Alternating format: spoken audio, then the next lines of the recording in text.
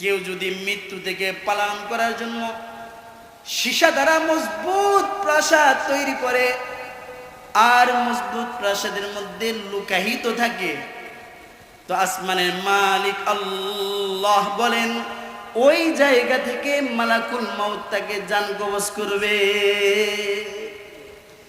আইনামা তাকুনু আইনামা তাকুনু ইউদরিকুমুল মাউত আইনামা তাকুনু আইনামা তাকুনু ইউদরিকুমুল মাউত ওয়ালাউ কুনতুম ফি বুরুজিম মুশাইয়াদা। আল্লাহ তাআলা বলেন কোথায় পালাবে? যদি আমার মালাকুল মাউত থেকে পালাবার জন্য, মৃত্যুর পরোয়ানা থেকে পালন করার জন্য যদি প্রাসাদ নির্মাণ করো, আল্লাহ বলেন আমি আমার মালাকুল মাউতকে ওই প্রাসাদের মধ্যেই ফেলব। অর্থাৎ মৃত্যু থেকে পালন করার কোনো সিস্টেম নাই, বরঞ্চ যার যখন যেভাবে যেথায় মৃত্যুর সময় আছে, ওই মৃত্যুর সময় থেকে কেউ আগেও মৃত্যুবরণ করবে না, পরেও মৃত্যুবরণ করতে পারবে না। আল্লাহ তাআলা বলেন ফাইযা জাআ আজালুহুম ফাইযা জাআ আজালুহুম লা ইস্তাখিরুনা সাআতাও ওয়ালা ইস্তাকদিমুন। রব্বুল আলামিন বলেন যখন মৃত্যুর সময় আসবে, মৃত্যুর টাইম থেকে তুমি আগেও মৃত্যুবরণ করতে পারবা না, পরেও কিন্তু তুমি কবরে যেতে পারবা না। অর্থাৎ আল্লাহ বুঝাইতে চাইলেন মৃত্যুর হাত থেকে আমরা কেউ রক্ষা পাবো না। কথা বলেন, মৃত্যুর হাত থেকে কেউ আমরা মুক্তি পাবো না, মৃত্যু থেকে কেউ আমরা রক্ষা পাবো না। আমাদের সবাইকে মৃত্যুবরণ করতে হবে। মরণ থেকে যতই পালাও, মরণ থেকে যতই পালাও, মরণ তোমায় লইবে ঘিরি। মরণ থেকে যতই পালাও, মরণ তোমায় লইবে ঘিরি। যদিও সুদূর আকাশ পানে পালাও সেথায় লাগিয়ে সিঁড়ি। আকাশে পালায়ন করলেও মৃত্যু থেকে বাঁচা যাবে।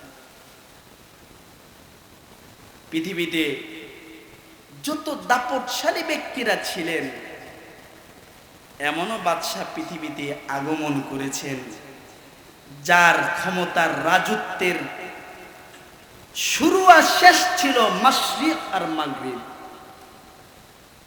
সূর্য যেখানে উদিত হয় ওইখান থেকে রাজত্ব শুরু, সূর্য যেখানে অস্ত যায় ওইখানে তার রাজত্ব শেষ। পুরা পৃথিবীর রাজত্ব করেছেন চারজন। কয়জন? এর মধ্যে দুইজন ছিলেন মুসলমান। একজনের নাম হলো নবী সুলাইমান আলাইহিস সালাতু ওয়াস সালাম, যিনি পুরা পৃথিবীর বাদশা ছিলেন। আরেকজন হলেন জুলকারনাইন, বাদশা জুলকারনাইন। আর দুইজন কাফের, এদের মধ্যে একজন ছিল মিস্টার নমরুদ্দা, আরেকজন ছিল বখতে রাসূল। এই দুইটা কাফের। এই যে চারজন পৃথিবীর রাজত্ব চালানোওয়ালা ব্যক্তি ছিলেন, এই চারজন কি বেঁচে আছে? বলেন, থাকতে পারছে। পৃথিবীর মধ্যে সবচেয়ে ধনী ছিল কারুন, মুসা আলাইহিস সালামের ভগ্নিপতি। হযরত মুসা আল্লাহ থেকে চায়া পরশ পাথর দিলেন বোনকে, যাতে বোন জামাই বোনকে খেয়াল করে না। এই জন্য বলছে তোরে এটা দিলাম, যখন যা প্রয়োজন পাথরের লাগে ঘষা মাইরা স্বর্ণ বানায়া তুই নিজের প্রয়োজনগুলো মিটে আনিস। কিন্তু সাধারণত মহিলারা, এরা স্বামীর কাছে দুর্বল। যত গোপন কথাই হোক রাত্রের বেলা স্বামী স্ত্রী এক জায়গায় শুইলে বইলা দেয়, কথা কন ঠিক না? তো রাত্রে বইলা দিছে, মিস্টার কারুন পরশ পাথর নিয়া সমানে ঘষা মারে আর স্বর্ণ বানায়, ঘষা মারে আর স্বর্ণ বানায়। এত পরিমাণ সম্পদ বানাইছে, মুতাআররিখিন যারা ঐতিহাসিকবিদ তারা বলেন যে তার সম্পদের গোডাউনের চাবি বহন করার জন্য ৮০টা উট লাগত। কয়টা উট? আচ্ছা আপনারা বলেন, মিস্টার কারুনের এত সম্পদ ছিল, বেঁচে আছে তো? আছে? কেউ থাকবে না, কেউ থাকবে। আরেকজন বাদশা ছিল, নাম সাদ্দাত, নাম শুনছেন? আল্লাহর সাথে সে পাঙ্গা নিছে, বলছে আল্লাহ তোমার জান্নাতে যাবো না, নিজে জান্নাত বানাইয়া ওই জান্নাতে যাবো। হাজার হাজার শ্রমিকের মাধ্যমে জান্নাত তৈরি করছে, আল্লাহর সাথে নাফরমানি করছে। জান্নাত উদ্বোধনের তারিখ ঠিক হইছে, ঘোড়ার উপরে সোয়ারি হইয়া জান্নাত উদ্বোধন করার জন্য সামনে অগ্রসর হইতেছে। তার নিজের বানানোকৃত জান্নাতে যখন ঢুকবে, এক মুহূর্তে বয়োবৃদ্ধ খুনখুনে মুরব্বী ডাক দিয়ে বললেন, সাদ্দাত বাদশাহজি একটু কথা আছে। সাদ্দাত কয়, গুরুত্বপূর্ণ সময়ে তুমি মুরব্বী মানুষ, কি কইতে চাও? সময় তো আমার হাতে নাই, সবাই অপেক্ষা করতেছে আমার জন্য, আমি গেলেই জান্নাত উদ্বোধন। মুরব্বীকে একটু সময় দেও না, তোমার নামা লাগবে না, তুমি শুধু ঘোড়া থেকে তোমার মাথায় একটু নোয়া দিবা আর আমি আমার মুখকে তোমার কানের কাছে দিই। বলে আচ্ছা ঠিক আছে, বলো তাড়াতাড়ি বলো, সময় নেই। সাদ্দাত যখন নিজের মাথাকে নুইয়ে দিল, বয়োবৃদ্ধ আকৃতির মুরব্বী বলল, আমার নামাজ নাই, আমার নামাজ নাই। সামনে ঘোড়া, এক পা পরিমাণ, চুল পরিমাণ অগ্রসর হওয়ার শক্তি তোর নাই। সাদ্দাত বয়োবৃদ্ধের কণ্ঠের আওয়াজ কর্ণপ্রহরে পৌঁছার সাথে সাথে চমকে উঠল, ঘোড়ার উপরে থমকে দাঁড়ালো, বলল, ভাই একটু কি সময় হবে? আমি শুধু আমার আকাঙ্ক্ষিত আমার স্বপ্নের জান্নাতটা ঢুকবো, উদ্বোধন করব আর বের হয়ে যাব। একটু। মালাকুল মাউত তখন আল্লাহর এই আয়াত তেলাওয়াত করে সাদ্দাতকে শোনায়, ফাইদা জাআ আজালুহুম ফাইদা জাআ আজালুহুম লা ইস্তাখিরুন লা ইস্তাখিরুনা সাআতাও ওয়ালা ইস্তাকদিমুন। সাদ্দাত বলেন, সাদ্দাদের কানে কানে বলনেওয়ালা বয়োবৃদ্ধ মুরব্বী মালাকুল মাউত বললেন যে, তোমার নাম, নামের লিস্টি, বাবার নাম, তোমার পরিচয় সহ একটি চিঠি আল্লাহ আমার কাছে আছে। এই চিঠির মধ্যে মৃত্যুর সময় লেখা আছে, মৃত্যুর জায়গাটাও লেখা আছে। এই চিঠির মধ্যে বার, তারিখ, নাম সব আছে। আমি এই মৃত্যুর পরোয়ানা চিঠি খুইলা দেখলাম, ও সাদ্দাত তোর মৃত্যুটা এই জায়গাতে আছে, তোর মৃত্যু এই জায়গায় লেখা, আর কয়েক সেকেন্ড পরেই তোর মৃত্যু হবে, এটা এখানেই লেখা।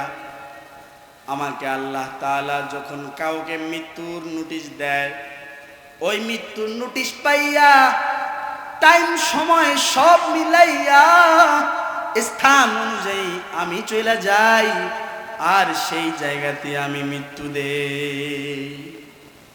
সাদ্দাতকে যখন মৃত্যুর মাধ্যমে জান কবজ করছে, তো মালাকুল মাউত আল্লাহর কাছে বলে, আল্লাহ, ও আল্লাহ, কত মানুষের জীবন আমি কেড়ে নেই, কত মাখলুকের জীবনই তো আমি কেড়ে নেই। আমার অন্তরের মধ্যে দয়া বলতে তুমি কিছুই দাও নাই, মায়া বলতে কিছুই দাও নাই, কারণ দয়া মায়া থাকলে কিন্তু নাবালেগ ছোট শিশুর জান কবজ আমি করতে পারতাম না। আমার অন্তরের মধ্যে কোনো মায়া নাই, মোহাব্বত নাই, কিন্তু আল্লাহ এমন কয়েকটা জীবন আছে যেই জীবনগুলো কবজ করার সময় আমার বড় আফসোস লাগছে, আমার বড় আফসোস লাগছে। যে জীবনগুলো জান কবজ করার সময় আমার আফসোস হয়েছে, এই জীবনগুলোর মধ্যে একটা হলো সাদ্দাদের জীবন। কারণ এমন ব্যক্তি, এমন নাফরমান বান্দা যাকে তুমি তিল থেকে ছোট থেকে বড় করতে করতে তার উপর অনেক দয়া করছো। কেমন দয়া হইছে? সাদ্দাদের মার পেটে যখন সাদ্দাত ছিল, তখন সাদ্দাদের মা সামুদ্রিক ভ্রমণের জন্য সমুদ্রের পথে জাহাজে উত্তোলন করেছে, জাহাজে আরোহণ করেছে। ঘটনাক্রমে মা সমুদ্রে যখন জাহাজটা উপনীত হয়েছে, আল্লাহ তাআলার নির্দেশে সমুদ্রের ঢেউগুলো তরঙ্গ খেলা খেলেছে। সমুদ্রের ঢেউগুলো তরঙ্গ হওয়ার কারণে চতুর্মুখ থেকে ঘূর্ণিঝড়ের প্রবলতা এমন বিকট ছিল যে সাদ্দাদের মায়ের সেই জাহাজটা নদী সমুদ্রের মধ্যে তখনই ডুবে যায়। সমুদ্রের মধ্যে অবস্থানকারী সমস্ত যাত্রী মারা যায়। সমস্ত যাত্রী যখন মারা যায়, ওই সময় সাদ্দাত জন্মগ্রহণ করারও সময় চলে আসে। আল্লাহ তাআলার নির্দেশ, মা মারা যাবে কিন্তু সন্তান বেঁচে থাকবে। আল্লাহু আকবার বলেন। মা মারা যাবে তবে সন্তান বেঁচে থাকবে। ফেরেশতাদেরকে এই নির্দেশ দিলেন। আল্লাহর হুকুমে ফেরেশতারা একটা কাষ্ঠ ভাসায় নিয়ে আসে। মায়ের পেট থেকে সন্তান ভূমিষ্ঠ হইল সমুদ্রের মাঝখানে। সন্তান হওয়ার সাথে সাথে ফেরেশতারা কাঠের মধ্যে এই সন্তানটাকে উত্তোলন করে দিল। আর ওই জায়গাতে সাদ্দাতের মার ইন্তেকাল হয়ে যায়। সাদ্দাতকে আল্লাহ তাআলা সমুদ্র তরঙ্গের ঢেউয়ের মাধ্যমে গহীন জঙ্গলের সামুদ্রিক তীরের মধ্যে আল্লাহ তাআলা নিয়ে আসেন। এইদিকে জঙ্গলের মধ্যে থাকা একটা বাঘিনী, মহিলা বাঘ, বাঘিনীর সন্তান জন্ম হয়। ঘটনাক্রমে সন্তানটা মারা যায়। বাঘিনীর সন্তান মারা যাওয়ার কারণে বাঘিনীর উলানে যে ভরপুর দুধ ছিল, দুধের যন্ত্রণায় ব্যথায় বাঘিনী ছটফট করতেছে। হঠাৎ করে বাঘিনী পানি পান করার জন্য সমুদ্রের তীরের দিকে যখন এগিয়ে যায়, সমুদ্রের তীরে মুখ লাগায় পানি পান করতে, ওর নিচে সাদ্দাত ছিল ক্ষুধার্ত অবস্থায়। বাঘিনীর দুধের ওলান সাদ্দাতের মুখে যখন লেগে যায়, সাথে সাথে সাদ্দাত মিষ্টি দুধ পায়া পান করা শুরু করে। বলেন সুবহানাল্লাহ। এই হালত যখন হয়, বাঘিনী দেখলো নিজের ওলানের ব্যথাটা কমতেছে, মানে দুধগুলো নিচে নামতেছে। বাঘ নিচে তাকায় দেখে একটা বাচ্চা নিজের সহায়ক মনে করে, নিজের সাহায্যকারী মনে করে বাঘিনী এই সাদ্দাতকে কামড় দিয়ে জঙ্গলের ভিতরে নিয়ে যায়। নিজের সন্তানের মতো আলত আদর করে লালন পালন করে। সুবহানাল্লাহ। অর্থাৎ আমি আর আপনি তো বাবা মার কোলে বড় হইছি, আমি আর আপনি তো মানুষের খেদমতে বড় হইছি, কিন্তু আল্লাহ মানুষকে জীবিকার মাধ্যমে, প্রাণীর চতুষ্পদ জানোয়ারের মাধ্যমে যে বড় করতে পারেন, এর বাস্তব নমুনা পৃথিবীতে আল্লাহ স্থাপন করেছেন। সুবহানাল্লাহ কইবেন না? সাদ্দাতকে এভাবে তিলে তিলে সমুদ্রের সেই তীরের জঙ্গলে আল্লাহ বড় করছেন, যাকে পরবর্তীতে আল্লাহ তাআলা ক্ষমতা দিয়েছেন, ধনভাণ্ডার দিয়েছেন। এত ইহসান আর অনুগ্রহ যার প্রতি আল্লাহ করলেন, সেই ব্যক্তি যদি নাফরমান হইয়া, নাফরমানি কইরা, বেঈমান হইয়া মারা যায়, তাহলে তো আফসোসের বিষয়। কথা বলেন। সেই সাদ্দাত কি থাকতে পারছে? অর্থাৎ এতটুকুর আলোচনায় আমরা বুঝতে পারলাম, অনুধাবন করতে পারলাম, আর যাই হোক আমরা পৃথিবীতে থাকতে পারবো না। এটাই চরম বাস্তবতা, এটাই চরম সত্য কথা। তাহলে কোথায় যাব? আখিরাতের জগতে যাব। কোথায় যাব? হ্যাঁ, আমার মাহফিল গতকালকে ছিল আপনাদের মাদারীপুর সদরে, হবিগঞ্জে। ওইখানেও আমি এই কথাটা বলছি। একটা হিসাব বুঝেন, একটা হিসাব। এই পৃথিবীর বয়স কত আপনারা কেউ বলতে পারবেন? ৮,০০০ বছর। কত বছর?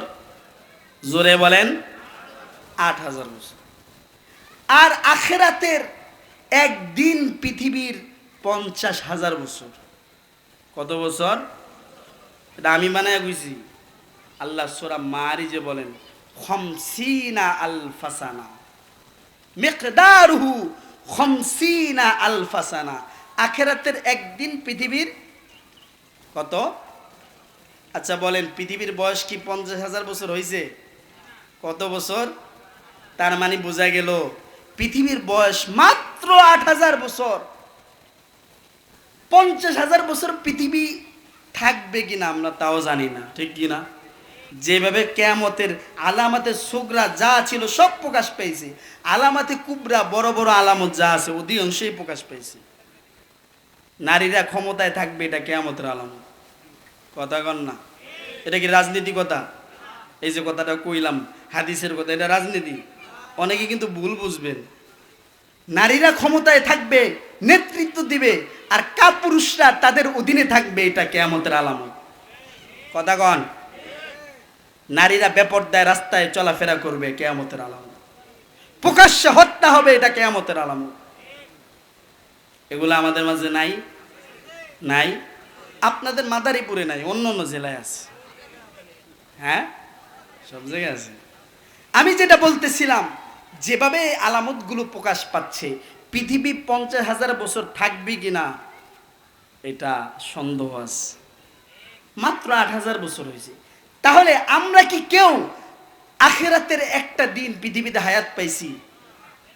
৫০,০০০ বছর কারো হায়াত আছে? কারো নাই, কারো নাই। একজন বেঁচে আছে, যার নাম হইল খিজির আলাইহিসসালাম।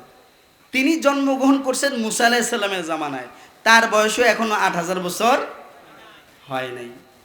অর্থাৎ আখিরাতের একদিন তো দূরের কথা, আখিরাতের ১ ঘন্টাও আমাদের হায়াত না। কথা বলেন? আখিরাতের ১ ঘন্টাও আমরা হায়াত পাইতেছি না। অথচ আখিরাতের ১ ঘন্টা পায়া বা ১ মিনিট পায়া আমাদের অবস্থাটা কোথায়? ও ভাই, আমি আপনাদের সামনে মুখতাসার সময়ে বলছি, আখিরাতের জামানায় কিয়ামত হওয়ার পরে দল হবে ২টা। কয়টা? আল্লাহ বলেন সূরা শুরার মধ্যে,